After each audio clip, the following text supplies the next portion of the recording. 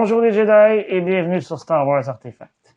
Mon nom est Dominique, alias Lord Doom, et aujourd'hui, on fait la revue du casque de Shock Trooper de la Black Series. Avant d'aller plus loin, n'oubliez pas de vous abonner à la chaîne, de cliquer sur la petite cloche afin de recevoir des notifications et de liker la vidéo. Vous pouvez également me suivre sur Facebook, Twitter et Instagram. Vous trouverez les liens dans la description au bas de la vidéo. Sans plus tarder, procédons à la revue. Le casque de Shock Trooper a été mis en vente en 2018. Il était une exclusivité GameStop aux États-Unis et de EB Games au Canada. J'ignore s'il se vendait dans un magasin précis en France, en Belgique ou en Suisse. Au Canada, il se vendait au prix de 150 $, soit environ 95 €.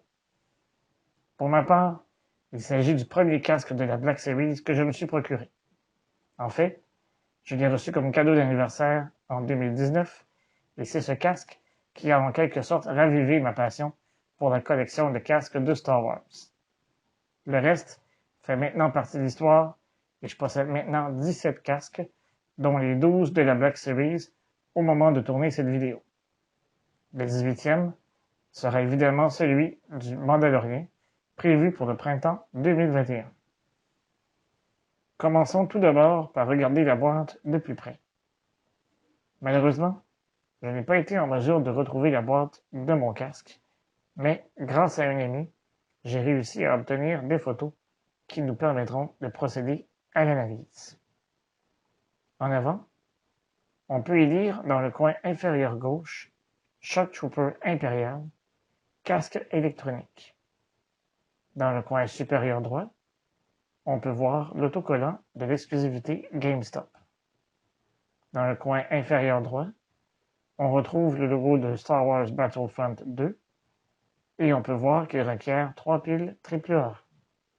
Sur le côté droit, on y retrouve très peu d'informations, mais nous avons droit à une très belle photo de profil du casque ainsi qu'au logo de l'Empire. Sur le côté gauche, nous avons une photo frontale du casque ainsi que 3 schémas techniques. L'écriture au rabèche, à côté du 3e schéma technique, correspond au mot Direct Speaker. Dans le coin supérieur droit, nous avons la mention Shock Trooper, Affiliation Empire, en rabèche. En arrière, nous avons d'autres photos du casque. Nous pouvons y lire les 3 phrases suivantes.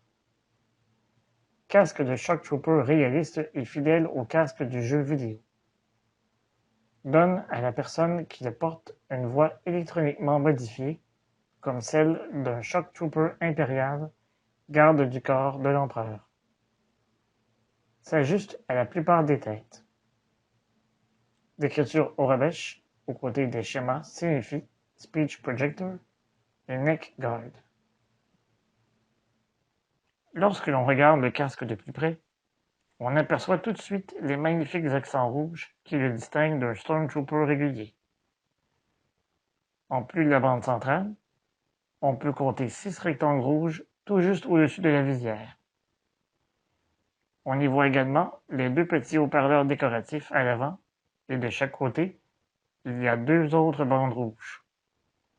La visière est fumée, afin de permettre à celui qui porte le casque de voir sans que l'on puisse voir ses yeux de l'extérieur. Sur les côtés, on y voit les rainures bleues. Au niveau de la joue et sur les tempes, on y voit les insertions grises et noires. On y retrouve aussi plus de peinture rouge. Au niveau de l'oreille droite, on y retrouve le bouton permettant d'activer le modulateur vocal. À l'arrière, on y retrouve 2 autres insertions grises et noires. On peut aussi y apercevoir la bande rouge qui part de l'avant pour se rendre jusqu'à la base arrière du casque. C'est également à cet endroit que se situe le compartiment pour insérer les piles, ainsi que le haut-parleur permettant au son de sortir du casque. À l'intérieur du casque, on y retrouve une courroie ajustable afin de bien pouvoir le positionner. On peut apercevoir un appui-nez ainsi qu'un micro pour le modulateur vocal. Une fois de plus, Le modulateur vocal est de très mauvaise qualité et il faut pratiquement avoir le micro dans la bouche pour obtenir un résultat. Il ne faut donc surtout pas acheter ce casque pour cette fonction. Selon moi, si vous voulez vous en servir comme élément décoratif ou pour du cosplay de niveau intermédiaire, l'achat au coût de 150 $ canadiens en vaut définitivement la peine. Cependant, si votre objectif est de faire partie de la 501e Légion, vous devrez évidemment trouver une autre alternative puisque le compartiment pour les piles et les haut-parleurs enlève grandement au réalisme du casque. Aimez-vous ce casque? Si oui, dites-le moi dans les commentaires au bas de la vidéo.